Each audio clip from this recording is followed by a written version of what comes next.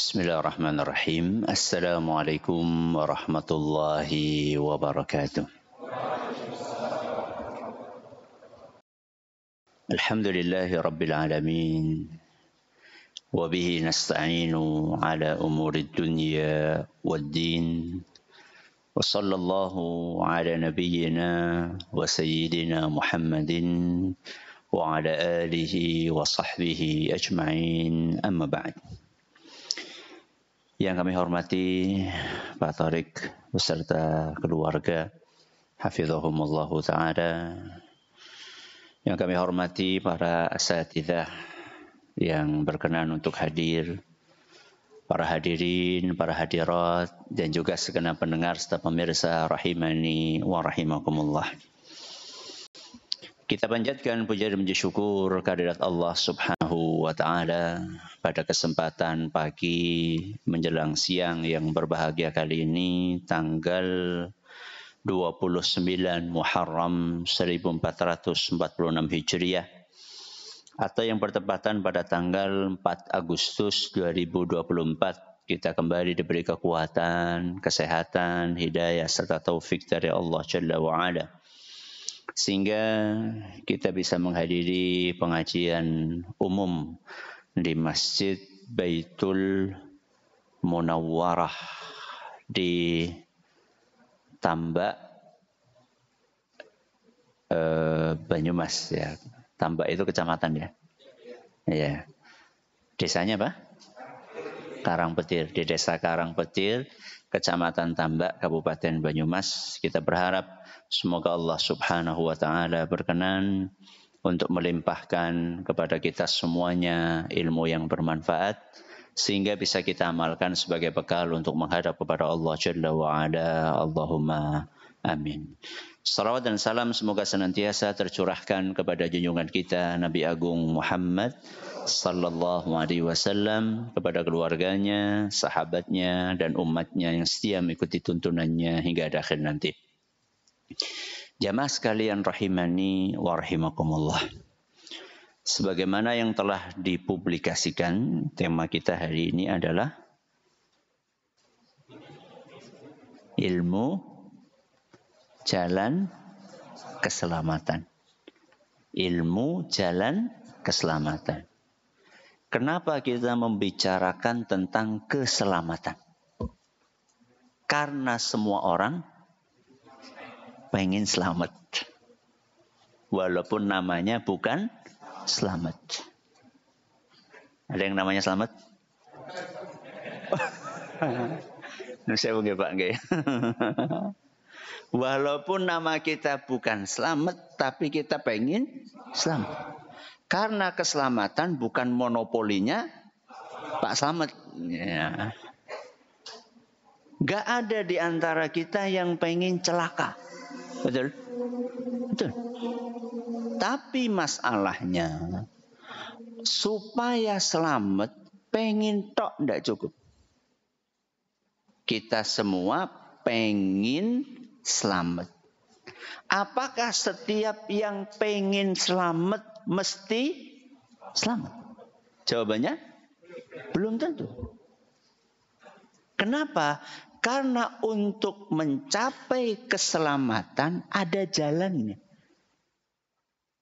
Kalau jalan itu tidak diikuti, maka dia tidak akan selamat. Salah satu jalan yang akan mengantarkan kita kepada keselamatan adalah ilmu. Makanya judul pengajiannya apa? Ilmu jalan keselamatan.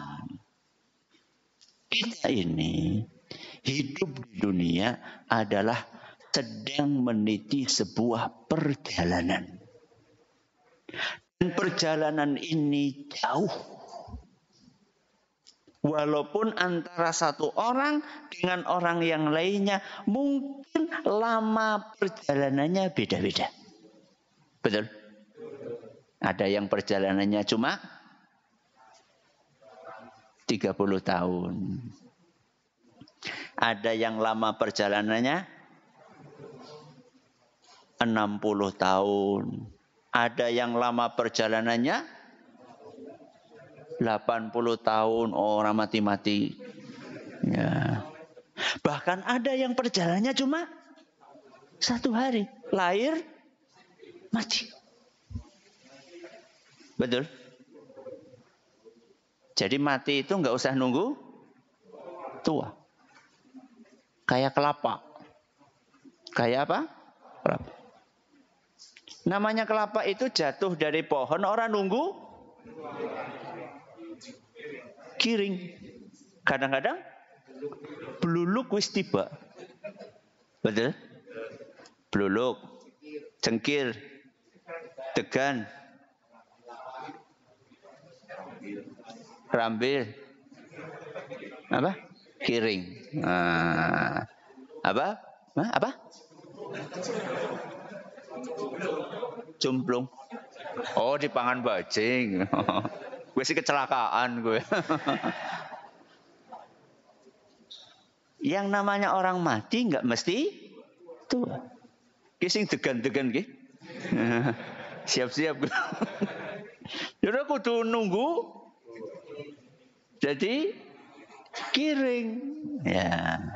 Jadi intinya kita hidup di dunia ini sedang melakukan sebuah perjalanan. Setiap perjalanan itu membutuhkan petunjuk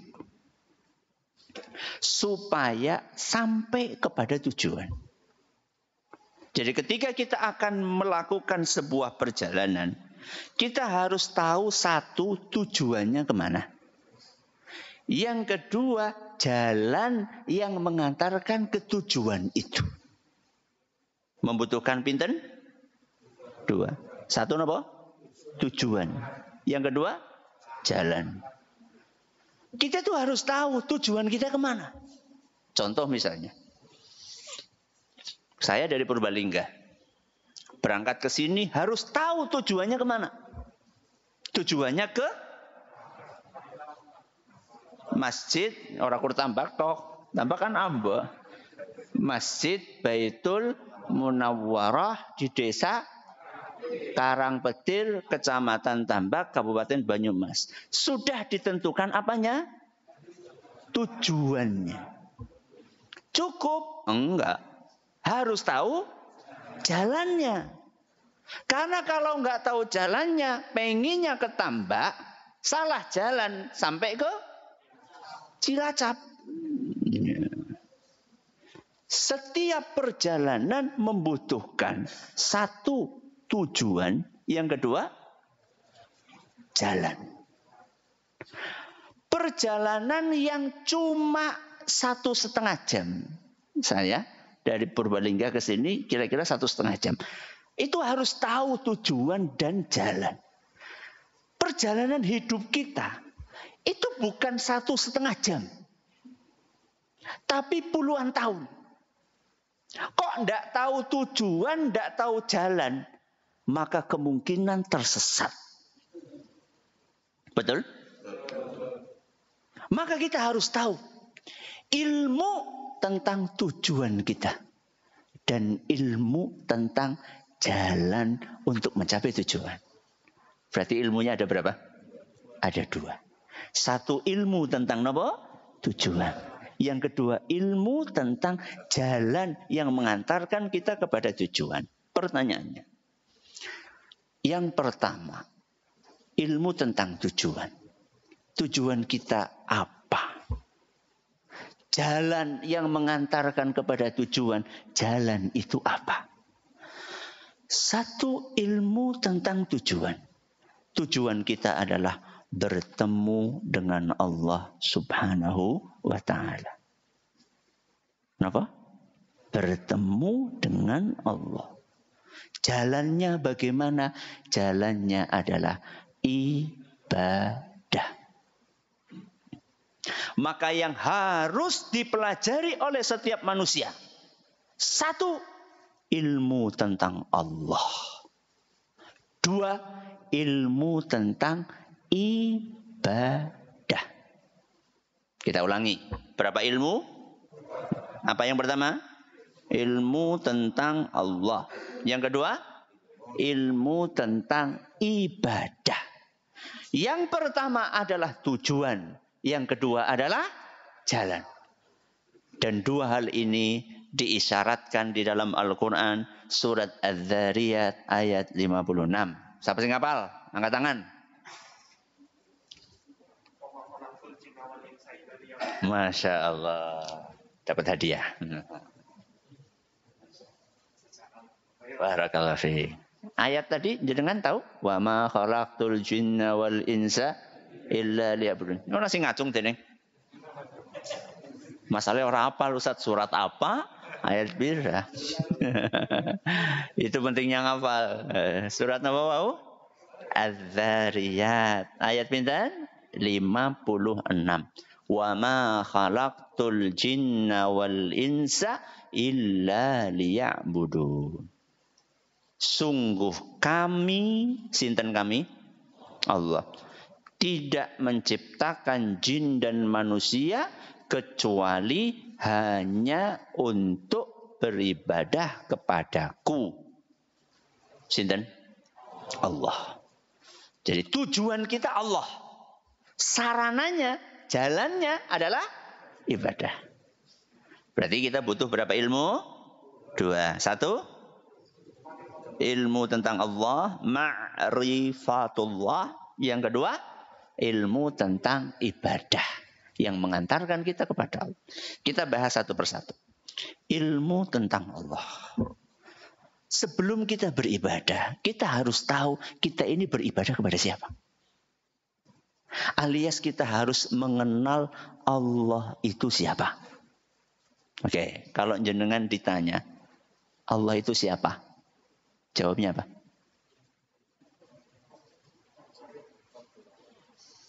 Allah adalah yang menciptakan kita dan seluruh alam semesta.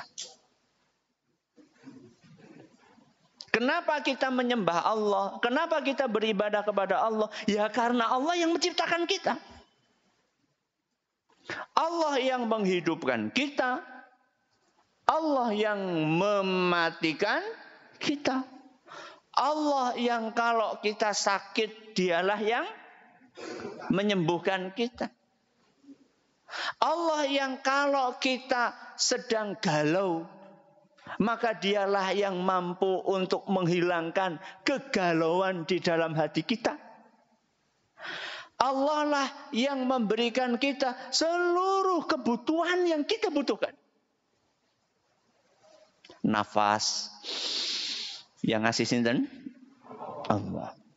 Yang ngasih udaranya atau yang ngasih hidungnya? Semuanya. Karena belum tentu orang punya hidung bisa bernafas kalau tidak ada udaranya. Dan belum tentu ada udara bisa bernafas kalau tidak ada hidungnya. Dan belum tentu ada udara, ada hidung bisa bernafas kalau anak umbelek alias mampet. Ini yang ngasih semuanya sinten? Allah subhanahu wa ta'ala. Bukan hanya urusan bernafas, termasuk makanan kita, pencernaan yang ada di dalam perut kita. Itu semuanya yang ngasih Allah. Yang kasih kita makan adalah Allah, makanan. Yang kasih kita organ pencernaan juga sinten? Juga Allah. Itulah Allah. Jadi kita harus mengenal dulu Allah yang akan kita sembah, yang akan kita ibadahi itu siapa. Karena kalau kita tidak mengenal Allah, kemudian kita melakukan ibadah, biasanya ibadahnya itu ogah-ogahan. Pernah jenengan ogah-ogahan ibadah? Pernah? Pernah apa sering? Sering apa sering banget? Kenapa? Karena kita tidak mengenal Allah sebagaimana mestinya. Udah kenal Ustaz Allah yang menciptakan alam semesta. Tapi apakah kita sudah kenal kemahabesaran Allah? Apakah kita sudah mengenal kasih sayangnya Allah? Apakah kita sudah mengenal kebaikan Allah subhanahu wa ta'ala? Apakah kita sudah mengenal kemahadermawanan Allah? Apakah kita sudah mengenal kesucian Allah subhanahu wa ta'ala? Apakah kita sudah mengenal kekuasaan Allah subhanahu wa ta'ala? Jadi kita itu mengenal Allah bukan sekedar mengenal namanya, tapi juga mengenal sifat-sifat agung Allah subhanahu wa ta'ala. Caranya gimana Ustadz? Kata Imam Ibnul Qayyim rahimahullah. Cara kita mengenal Allah dua. Yang pertama melalui Al-Quran. Apa? Al-Quran. Yang kedua melalui alam semesta. Ada berapa cara mengenal Allah? Dua. Apa yang pertama? Lewat Al-Quran. Yang kedua? Lewat alam semesta. Yang pertama mengenal Allah lewat Al-Quran. Caranya bagaimana? Baca Al-Quran. Loh, emang di situ Allah mengenalkan dirinya? Oh, iya. Kalau jenengan nggak percaya, percaya mboten? Percaya apa? Aku ngomong. Ya Bu, jangan ya Bu.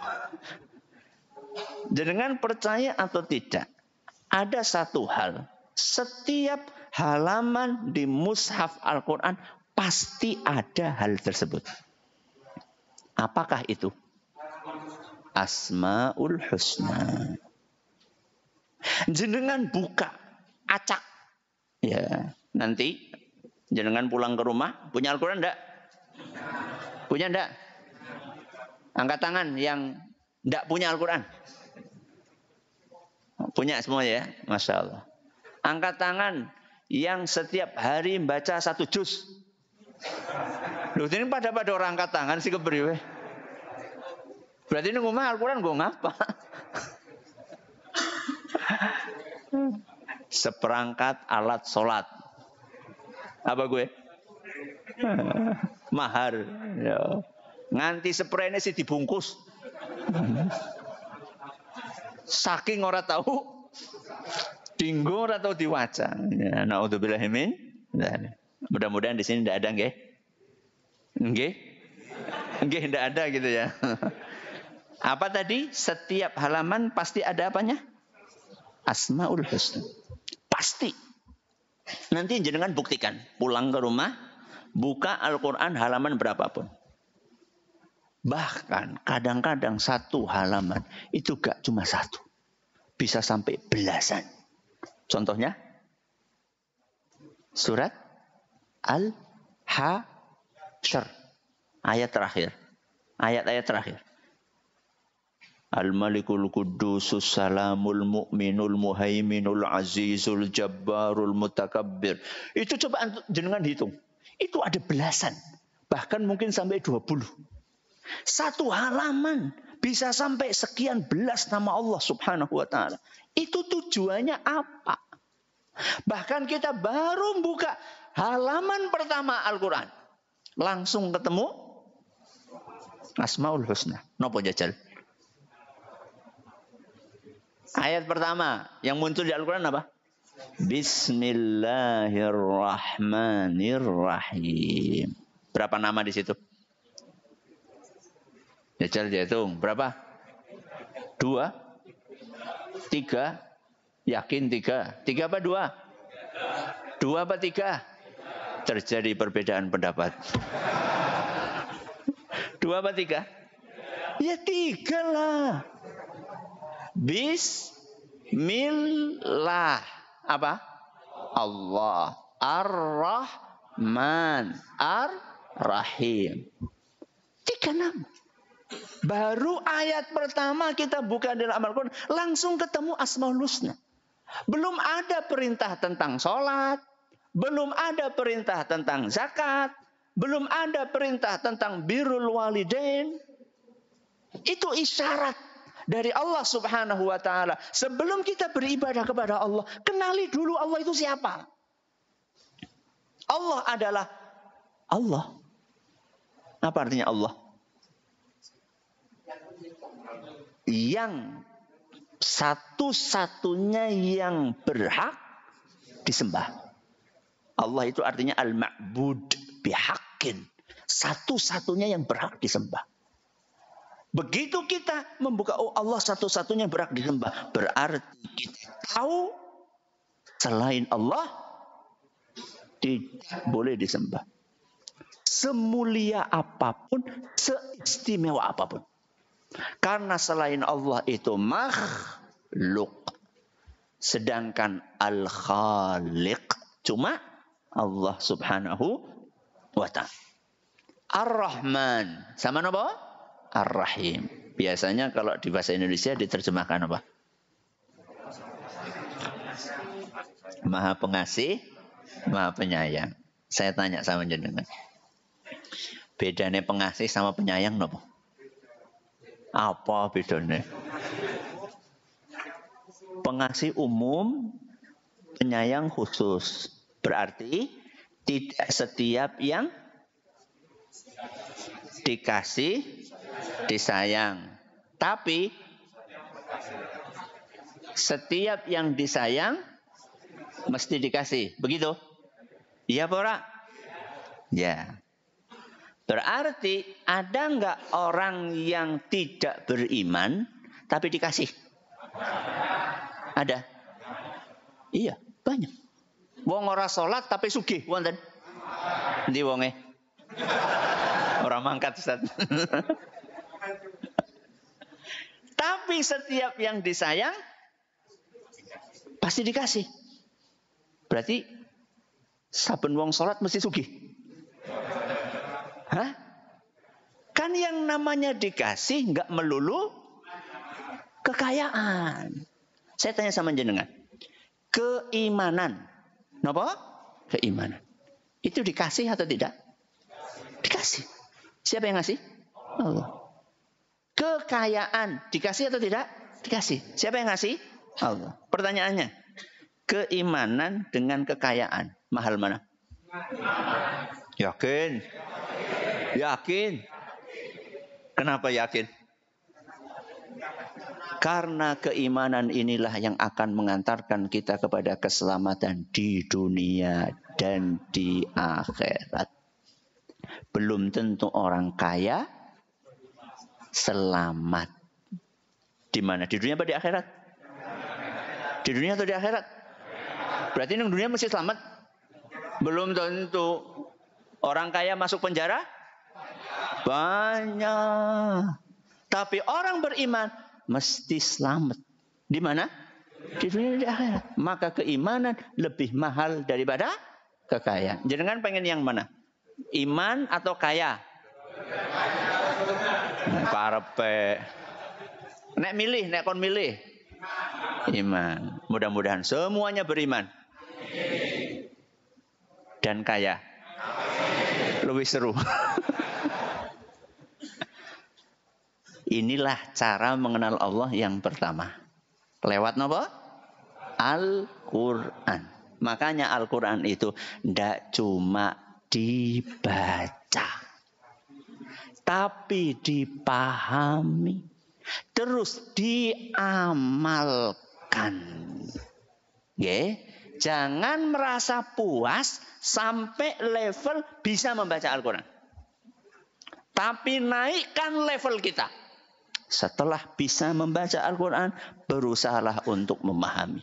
Setelah bisa memahami, lanjutkan dengan mengamalkan. Dah, ini cara pertama mengenal Allah. Melalui apa? Al-Quran. Yang kedua, apa tadi? Melalui alam semesta. Ustaz, apa iya dengan mengenali alam semesta kita akan mengenali Allah? Iya. Wa fi anfusikum afala tadabbarun. Afala tatadabbarun. Coba kalian bertadaburlah kepada diri kalian sendiri. Ketika kalian mentadaburi alam semesta ini, maka kita akan mengenal Allah. Saya kasih contoh. Jenengan pernah terkagum-kagum dengan keindahan pemandangan? Pernah? Pemandangan apa? Laut, apalagi? Gunung, terus sawah, hijau, birunya laut, indahnya bunga. Kalau kita berhenti sampai di situ tok, rugi. Tapi kita harus sampai kepada siapa yang menciptakan keindahan itu?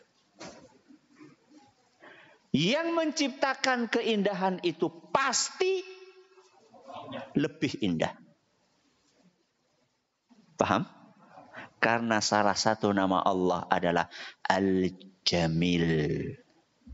Kenapa Al-Jamil? Yang maha indah. Innallaha jamilun yuhibbul jamal. Sesungguhnya Allah itu maha indah dan mencintai apa? Keindahan. Itu contoh alam semesta. Pernah kita melihat sebuah gunung yang besar menjulang tinggi. Jangan berhenti dengan kekaguman kita terhadap kebesaran gunung. Tapi cobalah kita berpikir, siapa yang menciptakan gunung itu? Yang menciptakan gunung itu pasti maha besar. Wong ciptaannya aja besar, apalagi yang menciptakan. Makanya salah satu nama Allah napa? Al-Akbar. Allahu Akbar. Berarti ketika kita merenungi gunung, kita akan sampai kepada sebuah kesimpulan bahwa Allah yang menciptakan gunung dan alam semesta ini pasti maha besar. Kadang kita kagum dengan kecerdasan orang-orang yang jenius. Jangan berhenti sampai di situ. Kita harus berusaha mencerna bahwa yang menciptakan manusia jenius itu pasti maha berilmu. Bukan maha jenius, Kang Ju maha jenius. Maha berilmu. Apa coba namanya? Al-Alim. Kenapa? Al-Alim. Coba kita panggil orang jenius itu untuk menuliskan ilmu yang ada di kepalanya. Ilmu yang ada di kepalanya. Kita sediakan pulpen 1 lusin. Sama buku serim. Buku kok serim? Sedus. Sepak, nanti bakul buku. Kita minta kepada, nih mas, ada pulpen 1 lusin, ada buku 1 pak. Jenengan tuliskan seluruh ilmu yang ada di kepala di buku ini. Kira-kira pulpennya sat apa ora? Sat? Oke, sat 1 lusin. Tambahi berapa? 1 lusin lagi. Sat. Hah? Enggak. Jenengan tahu ilmunya Allah. Ditulisnya pakai apa? Seandainya seluruh pohon yang ada di muka bumi ini dijadikan pena dan tintanya seluruh laut yang ada di muka bumi. Kemudian masih ditambahi sama Allah 7 abhurin. Ditambahi lagi 7 laut lagi. Jadi semua laut masih dikasih bonus nopo? 7 laut lagi. Semuanya jadi tinta untuk menulis ilmu Allah. Ma nafidat kalimat. Tidak akan habis ilmunya Allah Subhanahu wa ta'ala. Berarti ilmunya profesor, ilmunya orang-orang apa? Jenius, seapa? Suprit. Jadi kalau kita kagum dengan orang jenius, kenapa kita tidak kagum kepada Allah? Al-Alim, yang maha berilmu, yang maha mengetahui segala sesuatu. Jadi kita ini, kata guru saya, aja melek walang. Aja apa? Melek walang. Walang siapa? Belalang. Melek? Melihat. Jangan melihatnya seperti apa? Belalang. Maksudnya apa gue?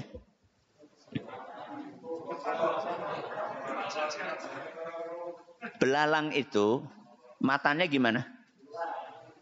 Gede apa kecil? Gede. Saking gedenya nganti metu. Saking gedenya nganti metu. Tapi jenengan tahu, belalang itu penglihatannya lemah. Indera penglihatannya itu lemah. Belalang itu kata beberapa ahli, itu cuma tahu siang, malam, orang bisa maca ke jam pira itu loh maksudnya. Jadi kita itu jangan lahum a'yunun la yubsiruna biha. Punya mata tapi nggak dipakai buat melihat. Alias melihat tapi tidak merenung. Gue maksudnya. Jadi kita selama ini ngelihat gunung, ngelihat bunga, ngelihat kecerdasan orang, ngelihat kekayaan para milioner, para konglomerat. Jangan berhenti di situ. Saya tanya, yang ngasih kekayaan itu siapa? Berarti Allah Maha Kaya. Makanya salah satu namanya adalah Al-Ghaniyyu, yang Maha Kaya. Jangan bisa bayangkan bagaimana kekayaan Allah Subhanahu wa taala. Kata Rasul sallallahu alaihi wasallam, andaikan semua makhluk, sinten? Semua makhluk. Mulai dari makhluk pertama sampai makhluk terakhir. Qamu fi sa'idin wahid. Semuanya berkumpul di satu tempat. Dan semuanya minta kepada Allah. Bebas mintanya. Kira-kira kalau jenengan disuruh bebas minta, minta apa? Apa? Alpat? Alpat tok. Bebas loh, bebas. Jenengan minta apa saja. Kira-kira jenengan mau minta apa? Keselamatan. Masya Allah. Keren banget ya. Bagus Pak, bagus. Langsung praktek. Semua keinginan kita akan dikabulkan. Dan bukan kita, semua makhluk. Berkumpul di satu tempat. Kemudian semuanya dikasih sama Allah apa yang mereka minta. Apa kata Allah Subhanahu wa taala? Apa kata Rasul sallallahu alaihi wasallam? Kekayaan Allah tidak akan berkurang. Melainkan seperti berkurangnya air laut ketika jarum dicemplungkan terus diangkat lagi. Ketika kita memasukkan apa? Jarum di laut. Terus kita apa? Kita angkat. Air laut berkurang berapa liter? Bukan berapa liter, berapa? Mili apa cc? Ya. Seperti itulah kekayaan Allah. Padahal itu setelah Allah memberikan semua permintaan makhluk, apapun permintaannya.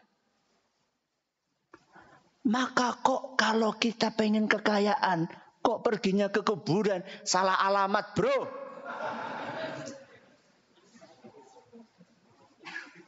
Mintanya kepada siapa?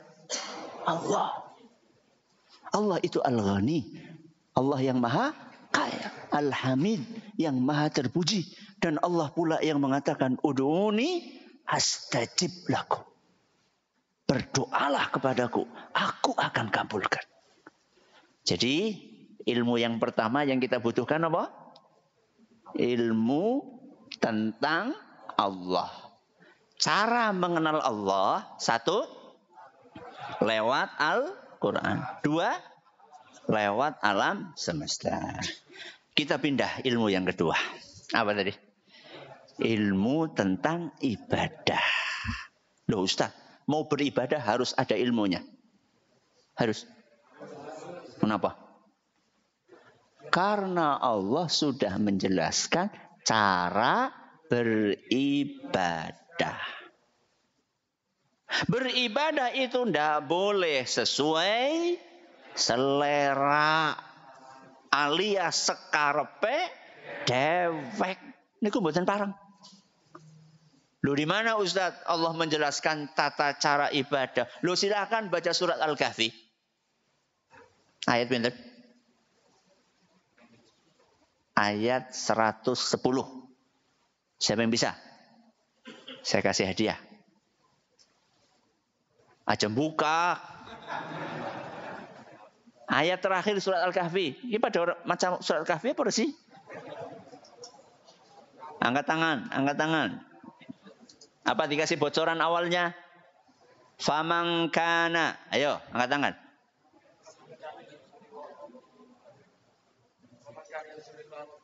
Fal ya amalan wala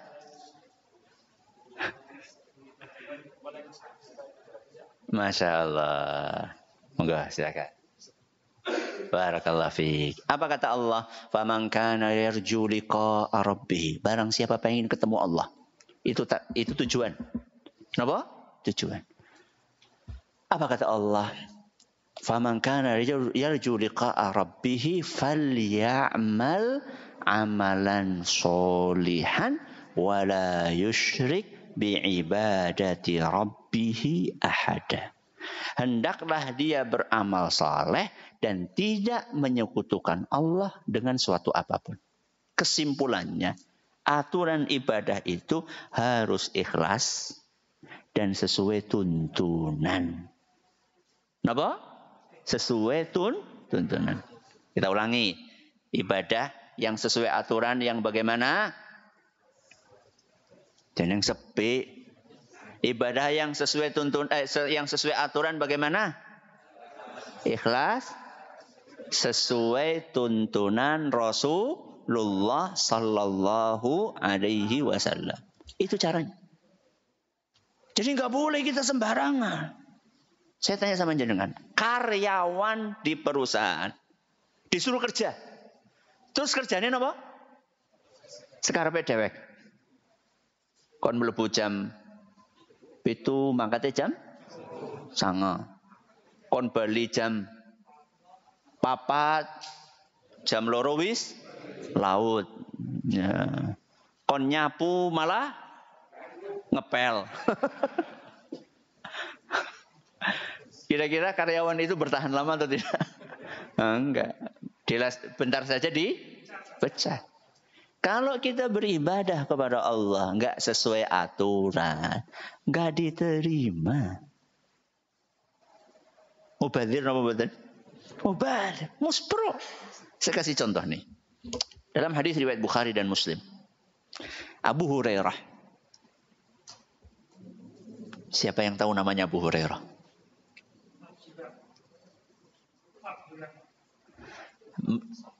Abdurrahman bin Sakhr Ad-Dawsi. Masya Allah, Masya Allah. Tahu ya, Masya Allah. Barakallahu fiik. Abdurrahman bin Sakhr Ad-Dawsi. Memang ada perbedaan pendapat. Ada yang mengatakan Abdullah, ada yang mengatakan Abdurrahman. Tapi yang lebih kuat Abdurrahman.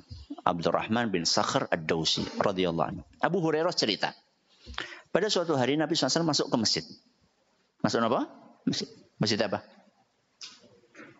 Ya Masjid Nabawi, masa Baitul Munawwarah.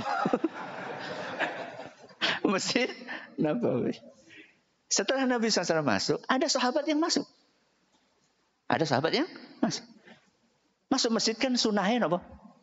Salat tahiyatul masjid. Maka sahabat itu salat 2 rakaat. Setelah selesai salat 2 rakaat, maka Nabi SAW ditemui oleh sahabat tadi. Kemudian kata sahabat tadi, Assalamualaikum. Kata Nabi apa? Waalaikumsalam warahmatullahi wabarakatuh. Terus Nabi SAW berkata, Irji' fasalli fa innaka lam tusalli. Ulang lagi kamu. Sana lagi. Ulangi sholatmu. Kamu tadi belum sholat. Padahal sudah atau belum? Sudah. Berapa rakaat? 2. Maka sahabat itu pun sholat lagi. Selesai sholat, balik ketemu Nabi. Salam lagi, dijawab sama Nabi. Terus apa kata Rasul? Ulangi sholatmu. Kamu belum sholat. Maka sahabat itu ngulangi lagi. Keberapa ini? 2 kali. Setelah sholat 2 kali, pulang lagi. Dan ternyata disuruh lagi sama Nabi. Sampai berapa kali berarti? Sampai 3 kali. Begitu 3 kali, diulangi oleh Nabi SAW. Kamu ulangi sholatmu. Maka sahabat itu mengatakan, Wallahi, walladhi ba'athaka bilhaq, ma uhsinu ghairahu fa'allimni.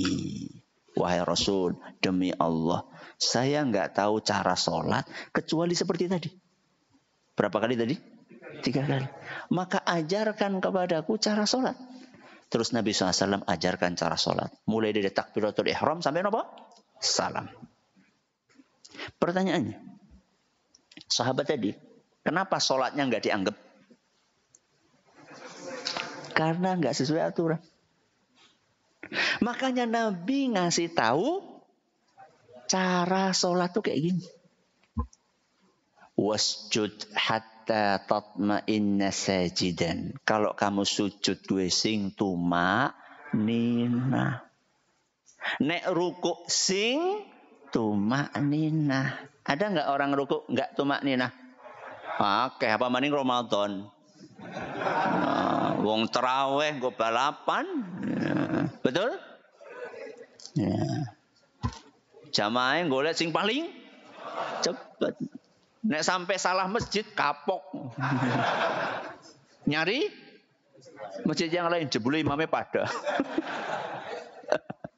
Soalnya imamnya keliling.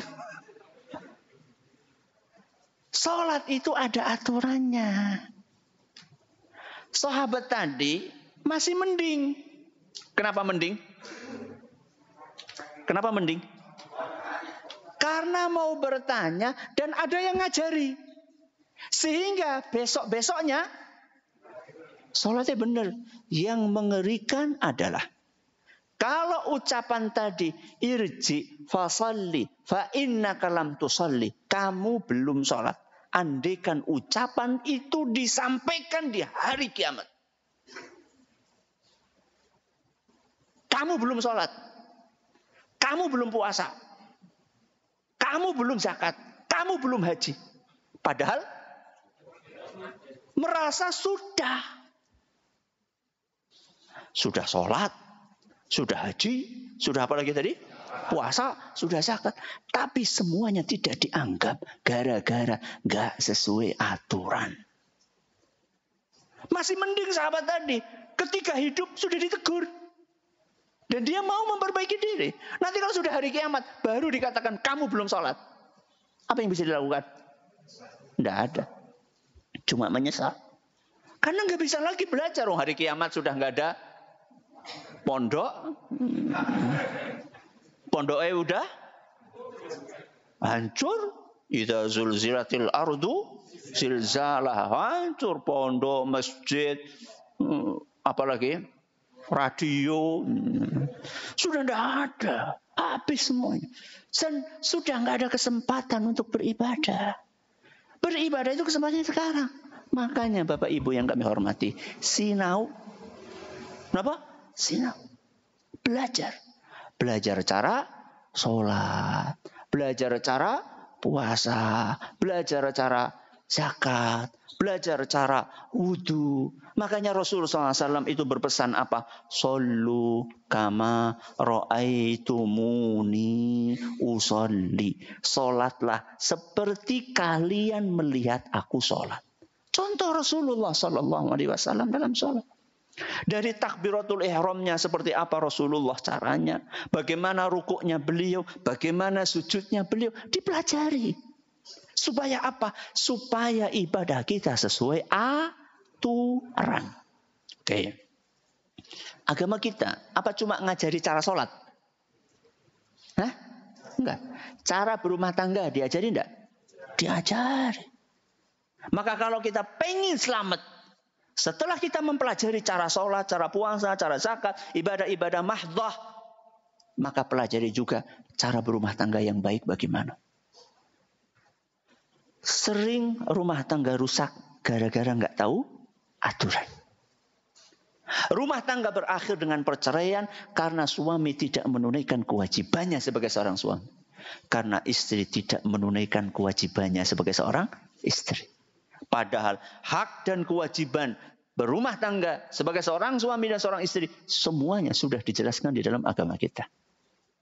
Banyak anak yang kabur dari rumahnya karena orang tuanya tidak menunaikan kewajiban dia sebagai orang tua.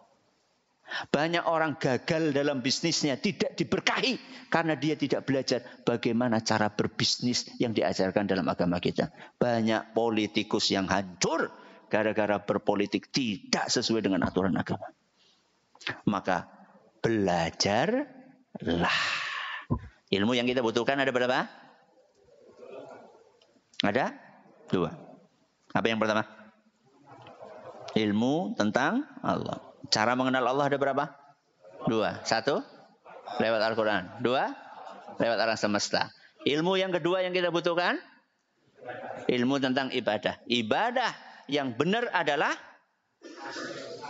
yang ikhlas dan sesuai dengan tuntunan Rasulullah Sallallahu Alaihi Wasallam. Selesai pengajian kita. Alhamdulillah. Penak boh pengajian karonyong. Rasuwe. Ya, ada pertanyaan? Silakan. Bismillah.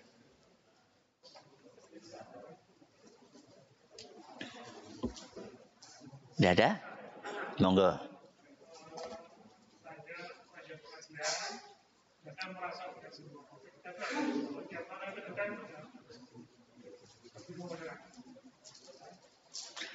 Banyak pengajian-pengajian dan setiap pengajian merasa benar. Kita jadi bingung, ikut yang mana? Bagaimana kita bersikap? Satu, kita harus berdoa. Apa? Harus berdoa. Yang kedua, kita harus mencerna. Apa? Mencerna. Apa yang pertama? Berdoa. Kenapa berdoa? Karena satu-satunya yang bisa memberikan petunjuk cuma sinten? Allah. Makanya doa yang diajarkan oleh Nabi kita Muhammad sallallahu alaihi wasallam salah satunya adalah doa yang di tengah-tengahnya ada kalimat ihdini limah tulifa fihi minal haqqi biiznik. Ya Allah, ihdini. Napa ihdini? Berilah petunjuk kepadaku. Limah tulifa fihi minal haq. Berilah aku petunjuk tentang kebenaran yang diperselisihkan oleh para manusia. Karena satu-satunya yang bisa memberikan petunjuk itu cuma sinten? Allah. Harus berdoa. Jangan mengandalkan kecerdasan pribadi. Jangan. Karena belum tentu orang cerdas menemukan kebenaran. Belum tentu. Bahkan tidak sedikit orang cerdas gak tahu Allah itu siapa. Ada gak orang jenius tapi gak beriman kepada Allah? Banyak. Banyak. Ya. Jadi kecerdasan itu bukan jaminan. Makanya harus doa. Tapi perlu gak cerdas? Perlu. Tapi bukan satu-satunya. Jadi yang pertama doa. Yang kedua, kita harus mencerna. Kenapa? Mencerna. Jadi kalau disampaikan sesuatu, itu dicerna. Jangan ditelan mentah-mentah. Terima apa sih? Gelondongan. Jangan terima gelondongan. Jadi jangan, pokoknya apa jarene ustate, apa jarene kiai ini, jangan. Tapi berusaha kita untuk mencerna. Ya. Mencerna kira-kira bener apa sih jenenge? Ya. Jadi jangan langsung ditelan mentah-mentah. Ya. Kecuali kalau kita yakin yang disampaikan itu dilengkapi dengan dalil, ya, Al-Qur'an, surat napa? Apa ayat berapa? Terus jangan tulis. Habis itu pulang diapain? Di cross check. Ya, oh benar, ya. Dilihat ayat yang disampaikan, hadis yang disampaikan. Kemudian kita cerna. Ya. Karena ada sebagian orang yang menyampaikan sesuatu yang ora benar. Ya. Oh, saya yang menjaga neraka. Oh, saya yang mengatur AC di mana? Langit. Aku percaya itu ya. Menjaga neraka, wong dia saja belum tentu selamat dari neraka, kok menjaga neraka gimana sih? Kayak gitu kan kalau orang nggak mencerna, itu dia akan menelan mentah-mentah. Buktinya orang tadi pengikutnya banyak, berarti nggak mencerna, tidak mencerna. Ya, maka modalnya dua tadi. Terus kalau semuanya ngaku benar Ustaz, ya dilihat. Tidak semua orang yang mengaku bisa diterima pengakuannya. Tidak semua orang yang mengklaim bisa diterima klaimnya. Sekarang begini. Di sini nih, semuanya ini. Ngaku ganteng nggak? Ngaku ganteng nggak? Ngaku ya, iyalah wong lanang kabeh. Masa lanang ayu. Tapi kan ganteng bertingkat-tingkat. Ya, ya kabehan ganteng, tapi di antara yang ganteng-ganteng ini ada yang paling ganteng. Coba yang merasa paling ganteng angkat tangan. Tidak ada. Kalau ada yang angkat tangan, kita terima nggak pengakuannya? Hah? Belum tentu. Kita apakan dulu? Kita cerna. Ngaku paling ganteng jajal dibandingkan dengan yang lain. Ya kalau dibandingkan karo nyun sewu nggih. Dengan monyet ya iya paling ganteng. Tapi kan perbandingannya bukan dengan monyet, perbandingannya dengan sesama manusia. Kalau ternyata dia memang dari sekian yang hadir paling ganteng, kita terima. Jadi tidak semua klaim kita terima. Ya, kita dudukkan klaim itu, merasa paling benar, coba mana benar atau tidak itu kan yo ukurannya Al-Qur'annya bagaimana, hadisnya bagaimana, keterangan para ulamanya valid atau tidak. Ya. Itu untuk mengukur sebuah kebenaran. Yang lain monggo. Maaf. Dan tidak semua kebenaran, maksudnya, sing bener iki takbirnya segini. Ada yang mengatakan, enggak, yang benar apa? Setelinga. Nah, kalau itu semuanya benar. Kenapa? Semuanya ada contohnya dari Nabi kita Muhammad Sallallahu Alaihi Wasallam. Kok iya? Iya. Karena Rasulullah SAW kadang-kadang, napa? Ngangkat tangannya sejajar dengan apa? Bahu. Kadang-kadang ngangkat tangannya sejajar dengan telinga. Berarti benar semua. Berarti aja tukaran. Nah, jadi kalau masing-masing punya dalil, berarti semuanya benar. Kalau yang satu nggak punya dalil, berarti ini salah. Atau yang satunya punya dalil, tapi dalilnya lemah, ini juga keliru. Gitu nggih?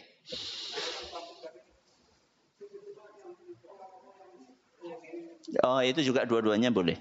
Ya, jadi ketika bangkit dari sujud kan ada yang ngepel. Nggih, ada yang apa? Nggak ngepel. Itu dua-duanya benar. Kenapa dua-duanya benar? Karena hadis yang muncul atau yang berbicara tentang hal itu disebutkan seperti orang yang bikin adonan roti. Bikin adonan roti kan bisa kayak gini. Bisa juga apa? Kayak gini. Iya toh? Ya, adonan roti kan kadang-kadang memang perlu apa? Dikepel-kepel. Pakai apa namanya? Apa gitu jenenge? Bogem. Kadang juga perlu kayak gini toh. Ya. Makanya para ulama mengatakan boleh dua-duanya. Boleh dua-duanya.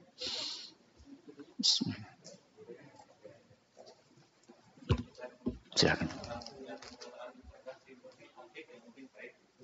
Ya, ibadah sing penting apik bagaimana? Iya, apik menurut siapa?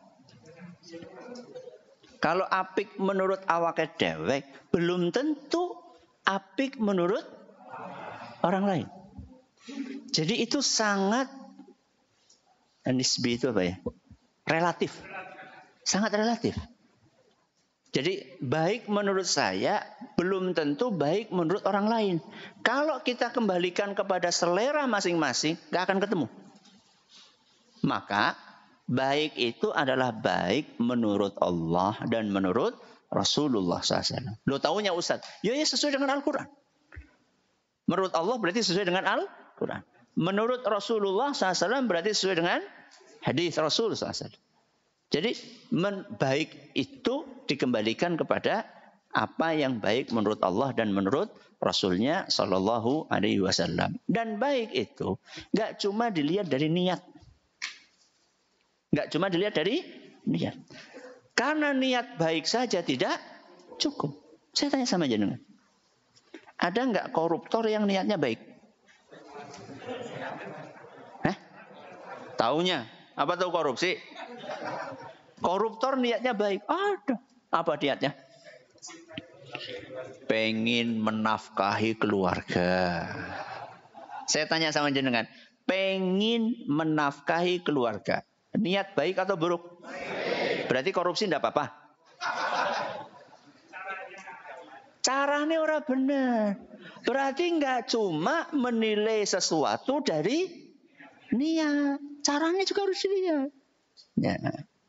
Jadi dalam agama kita itu yang diperhatikan nggak cuma batin, tapi juga lahir. Makanya kudu ibadah lahir batin. Batin itu ikhlas, lahir itu sesuai tuntunan Rasulullah Sallallahu Alaihi Wasallam. Masih sisa satu. Apa ya? Apa saya kasih pertanyaan? Ya. Oh, yang akhwat. Oh, ada pertanyaan, silakan. Ibu-ibu kalau ada yang mau tanya silakan. Ada mic-nya enggak? Ada. Ibu, monggo kalau ada yang mau nanya. Sambil nunggu pertanyaan ibu, saya pengen ngasih pertanyaan buat jenengan. Siapa yang bisa meringkas pengajian saya tadi? Gampang. Wong tadi sudah saya ringkas kok di akhir. Ilmu ada berapa? Kemudian cara yang pertama apa? Cara yang kedua apa? Ayo, angkat tangan. Nah, nggak nyampe satu paragraf ringkasan pengajiannya.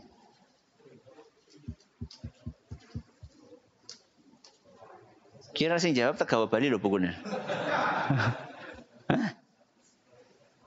Monggo, silakan. Ya preman ning corona liyane. Ya, silakan mic-nya. Bismillahirrahmanirrahim. Assalamualaikum warahmatullahi wabarakatuh. Assalamualaikum. Ilmu jalan keselamatan. Judulnya itu. Membutuhkan dua cara. Hidup di dunia ini sedang melakukan perjalanan. Jadi membutuhkan dua cara. Satu yaitu tujuan. Kedua kemudian jalan mengantarkan kita ke tujuan. Yang pertama tujuan kita bertemu dengan Allah. Jadi harus punya ilmu. Yaitu satu ilmu tentang Allah dan ilmu tentang ibadah. Ilmu tentang Allah di sini kita harus mengenal Allah dengan dua cara, yaitu melalui Al-Quran dan melalui lewat alam semesta. Bagus, terus pindah ilmu kedua. Yang kemudian adalah ilmu tentang ibadah. Jadi beribadah itu kita harus sesuai dengan aturan, yaitu yang baik itu dengan ikhlas dan sesuai tuntunan supaya dapat diterima oleh Allah. Masya Allah, barakallahu fiik. Monggo silahkan. Ya. Jadi begini jamaah yang kami hormati. Jenengan itu kalau bingung ngaji gitu ya. Tadi kan bilang ngaji bingung. Itu salah satu caranya itu adalah kita ngaji gue rampung gue paham. Jadi tahu gue ngaji apa. Kesimpulannya itu tahu. Ya. Jadi aja ngaji teka kepriye mau pengajiannya lucu. Bukan berarti nggak boleh ada lucunya. Lucu itu cuma apa? Cuma apa? Uyah. Bumbu. Supaya nggak apa? Ngantuk. Tapi ini uyah kakean. Ya enak. Jadi jangan dari awal sampai akhir uyah tok. Nanti apa bedanya dengan stand up comedy? Ya. Jadi ngaji itu ilmiah. Tahu, maksudnya, oh tadi mau ngaji apa? Terus kesimpulannya apa? Itu salah satu cara untuk mengidentifikasi pengajian. Ibu-ibu ada? Mau tanya Ustadz. Monggo. Dikatakan bahwa kita masuk surga bukan karena amal kita, tapi karena rahmat Allah. Dan apakah mungkin orang yang tidak berilmu itu bisa masuk surga? Jazakallahu khairan. Kita masuk surga dengan rahmat Allah, bukan dengan amalan kita. Apa mungkin orang itu masuk surga tanpa apa? Ilmu. Kalau dia nggak punya ilmu, bagaimana dia tahu menyembah siapa? Kalau nggak punya apa? Ilmu. Kalau dia nggak punya ilmu, bagaimana dia tahu cara menyembah Allah? Ya tapi kan rahmat Allah, iya rahmat Allah itu ada sebabnya. Ada apa? Sebab untuk mendapatkan rahmat Allah. Sebab untuk mendapatkan rahmat Allah bagaimana? Ya ilmu. Harus belajar. Ya. Jadi rahmat Allah subhanahu wa ta'ala itu diberikan. Ada apa nih? Ada sebabnya. Ya. Makanya kalimat tadi, betul. Orang masuk surga bukan dengan amal. Tapi masuk surga dengan rahmat. Itu betul. Itu kata Rasul SAW. Kalian semuanya tidak akan masuk surga dengan amalan kalian. Maka para sahabat bertanya, dan engkau wahai Rasul? Sama, saya juga masuk surga bukan dengan amalan saya. Kalau bukan karena rahmat Allah. Kita masuk surga dengan rahmat Allah. Tapi ada sebabnya untuk mendapatkan rahmat itu. Yaitu apa? Beribadah. Dan ibadahnya harus dilandasi ilmu. Begitu ya. Semoga bisa dipahami. Monggo ada yang lain?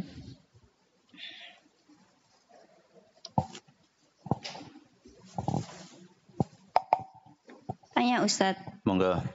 Untuk puasa sunnah, apakah seorang wanita harus selalu izin kepada suaminya? Kadang kan sahurnya itu seadanya gitu, terus tiba-tiba paginya pengen puasa gitu. Apakah selalu harus izin ke suami? Iya, kalau suaminya ada. Iya, kalau suaminya ada. Kalau suaminya lagi bepergian, tidak harus. Atau suaminya sudah meninggal, masa datang mengkuburan? Ya, jadi kalau suaminya ada, iya. Ya. Tapi kalau misalnya sudah ada semacam konsensus yang tidak terucapkan, ya, ya enggak apa-apa. Kesepakatan sudah ada kesepakatan gitu, okay? Antara suami istri, ya sudah tahu suaminya bahwa istrinya ini memang rutin apa? Puasa Senin Kemis dan tidak mempermasalahkan. Tidak apa? Ya silakan, malah senang. Ya insya Allah enggak apa-apa. Tapi kalau misalnya suaminya ini ya mantan angel, ya izin lah ya, izin. Ya. Karena Senin Kemis itu hukumnya sunnah. Menaati suami dalam kebaikan hukumnya apa? Wajib. Dalam kebaikan. Nah, menaati suami dalam kebaikan hukumnya wajib. Maka tidak bisa kita mendahulukan yang sunnah di atas yang wajib. Ada lagi Bu? Monggo. Oke, silakan.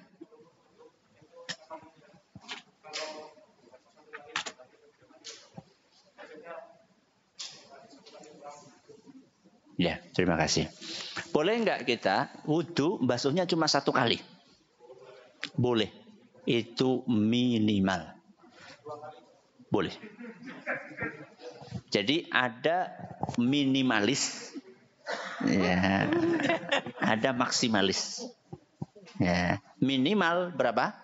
1. Maksimal 3. Bukan 4 Ustadz. Bukan, ini bukan lagi ngomong pernikahan. Ini lagi ngomong wudhu. Ya, jadi jangan dicampur-campur.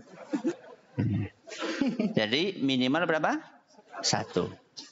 Kalau basuh tangannya 1, kumurnya 2, terus ininya 3 gitu boleh? Boleh. Karena Ali bin Abi Thalib radhiyallahu anhu pernah mencontohkan itu dari Nabi kita Muhammad sallallahu alaihi wasallam. Jadi boleh misalnya ini sekali, ini 2 kali, 3 kali. Tapi paling sempurna berapa? 3 kali. Kalau lebih dari itu tidak. Ya, karena itu berlebihan dan bisa memubazirkan apa? Air. Ya, memubazirkan air. Oke. Ada lagi, monggo. Assalamualaikum warahmatullahi wabarakatuh. Waalaikumsalam warahmatullahi wabarakatuh. Ustaz, saya mau tanya, apa yang dilakukan makmum ketika imam membaca Al-Fatihah waktu dalam sholat itu? Apa yang dilakukan makmum ketika imamnya membaca Al-Fatihah? Yang dilakukan adalah menyimak. Kenapa? Menyimak. Wa idza quri'al Qur'anu fastami'u lahu wa ansitu la'allakum turhamun. Kalau dibacakan Al-Qur'an maka simaklah, diamlah dan simaklah supaya kalian mendapatkan rahmat. Diam bagaimana? Yo mentadaburi. Berusaha mencerna, fokus, khusyuk, memahami napa? Bacaannya sinten? Imam. Ya, itu yang dilakukan oleh makmum. Oke, ada lagi? Monggo. Waalaikumsalam warahmatullahi wabarakatuh.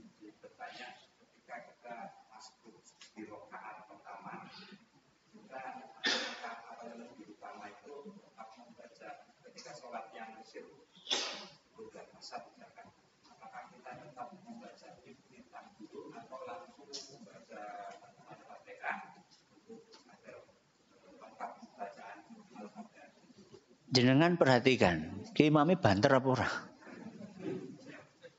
Jadi kalau misalnya imamnya hanya cukup untuk baca Al-Fatihah, ya diprioritaskan Al-Fatihah. Kenapa? Karena doa iftitah, suratan, itu sunnah. Yang rukun adalah Al-Fatihahnya. Jadi jenengan, kan itu sholat, itu imam sudah sering kita sholat sama dia gitu loh. Ya, imam sudah sering kita sholat di belakang dia. Jadi kita bisa tahu ini imamnya ini garis mana. Garis cepat atau garis... Ya. Kalau imamnya ini termasuk yang cepat, ya Al-Fatihah aja. Ya, Al-Fatihah aja. Supaya nggak ketinggalan apa? Al-Fatihah. Karena itu adalah kok wajib, rukun. Ya. Rukun itu level di atas wajib. Ada rukun, ada ada wajib, ada apa? Sunnah. Oke. Monggo.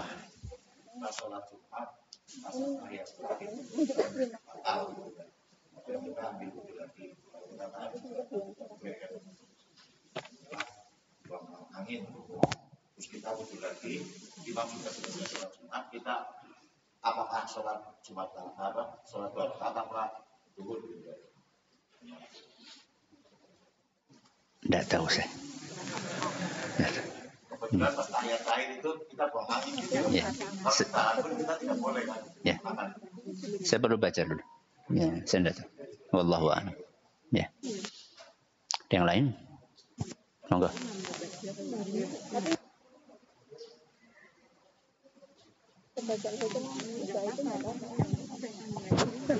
Tanya Ustadz, ini saya karena faktor kadang-kadang urutan melakukan bersuci itu lupa, tidak urut, kemudian ingat, lah itu apa dimulai dari nol lagi apa bagaimana? Terima kasih. Ya, tertib, ya tertib berurut itu harus dalam berwudu, harus dalam berwudu. Jadi nggak boleh kita basuh kaki dulu baru nopo? Muka itu nggak boleh. Ya. Kalau sudah terlanjur dan ingat, sebaiknya diulang dari awal. Sebaiknya diulang dari awal. Ya, berarti dari basuh tangan dulu. Ya. Tapi kalau misalnya nggak ingat, ya karena faktor apa tadi? Ya. Umur apa usia? Apa uzur? Kalau memang nggak ingat nggak apa-apa.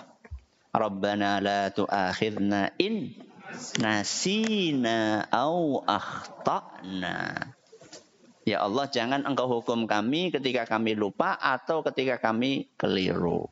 Dan itu kemudian dijawab oleh Allah Subhanahu wa taala diriwayatkan dalam sebuah hadis yang sahih bahwa Allah kemudian menjawab, ya, mengabulkan permintaan. Itu kan doa, Rabbana, wahai Rabbi, jangan engkau hukum kami.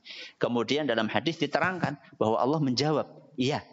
Ya, berarti lupa, enggak ingat, enggak apa-apa. Tapi kalau ingat, yuk sebaiknya segera diulang. Monggo.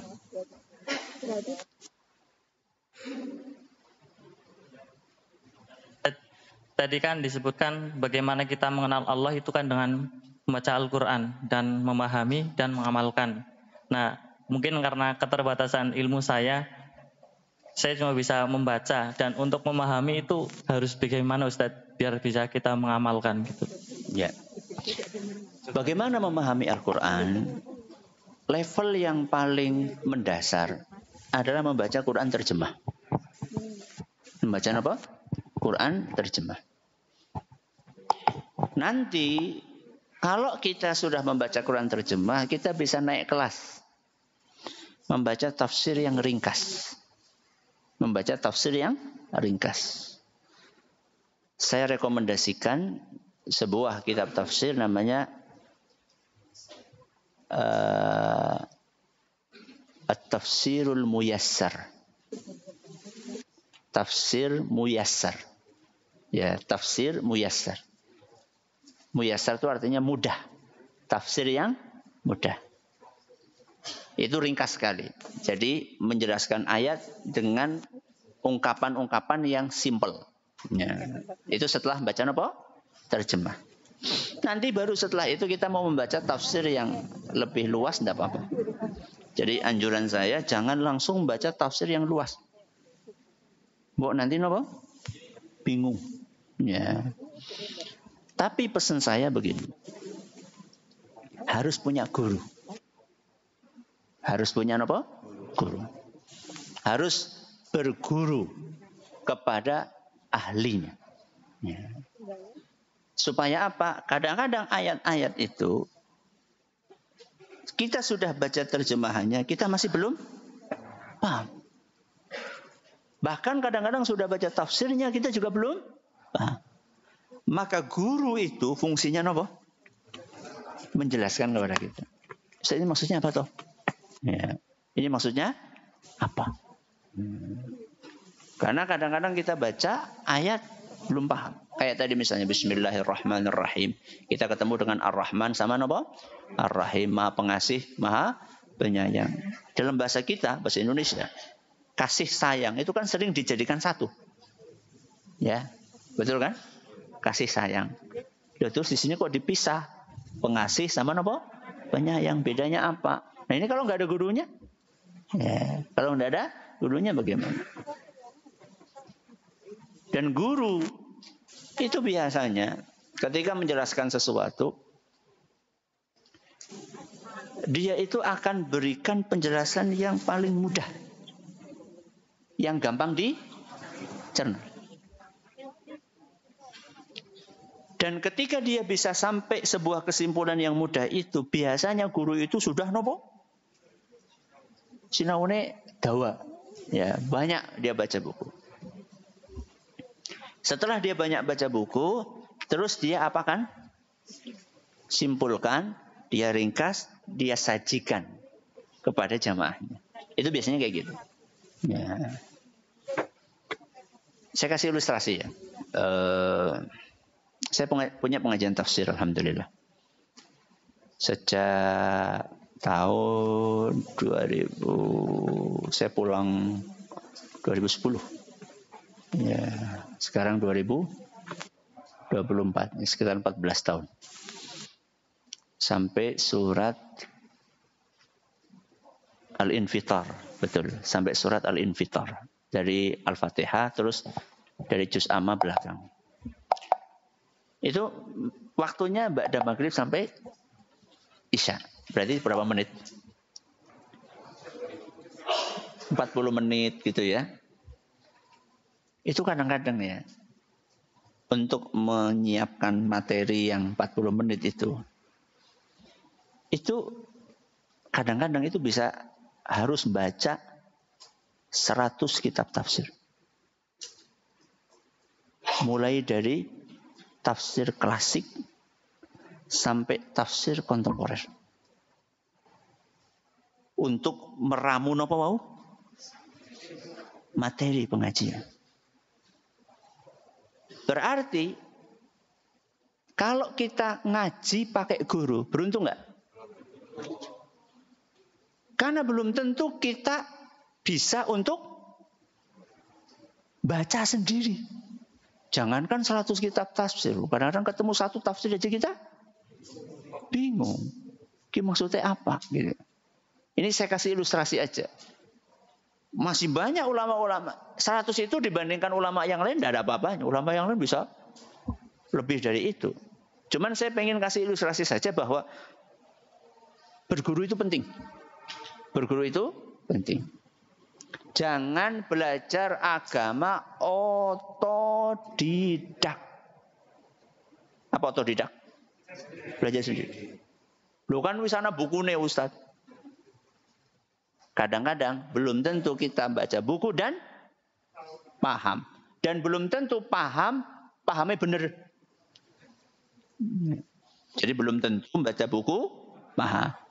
Kalaupun paham, belum tentu benar pemahamannya. Makanya perlu guru. Apa kata para ulama kita? Man kana syaikhuhu kitabahu, kana khata'uhu aktsara min shawabihi. Barang siapa gurunya buku, napa? Gurunya buku, maka salahnya lebih banyak daripada benernya. Napa? Salahnya lebih banyak daripada benernya. Maka harus pakai guru. Oh Ustaz, buku saya banyak Ustaz. Nih lihat nih, difotokan. Cekrik, nih Ustaz, serak nih buku semua. Kemudian tidak tahu gurunya bukunya seberapa. Dia punya buku serak. Gurunya semasjid. Jadi jangan apa merasa wah gitu loh. Ya. Jangan merasa wah. Cukup nggih? Terima kasih atas perhatiannya. Mohon maaf atas segala kekurangannya. Kita akhiri dengan doa kafaratul majelis. Subhanakallahumma bihamdika asyhadu an la ilaha illa anta astaghfiruka wa atubu ilaik. Assalamualaikum warahmatullahi wabarakatuh.